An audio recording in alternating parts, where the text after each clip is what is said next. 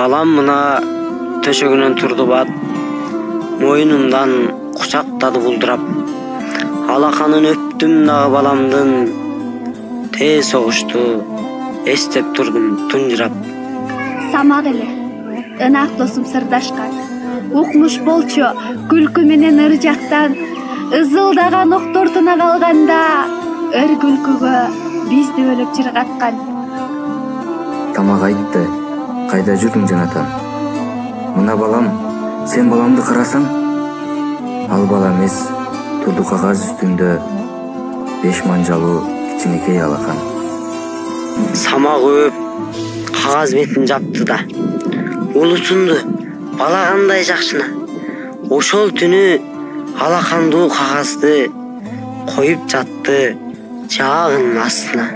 Далай өт, самак ошол сүрөттө.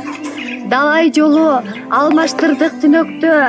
Бир кыштакка кирип бардык жоо сүрүп, дүкүлдөтүп, үмүтү жок жүрөктө. Бир короодо бала турат байлануу. Бул не шумдук, таппай калдык айланы. Жардам сурап бала колу эрбеңдеп, бала көзү бизден өтүп жайнады.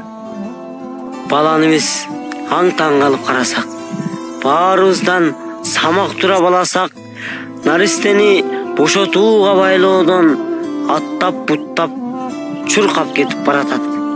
Ыйлап турган ал балага таңылып, жеткен кезде атасындай сагынып, кара түтүн, боз топурак бурк этти.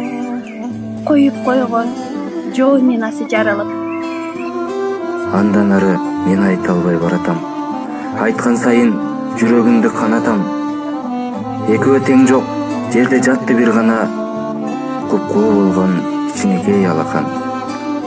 Согуш десе көз алдыма көрүнөт, ошондогу алаканы баланы.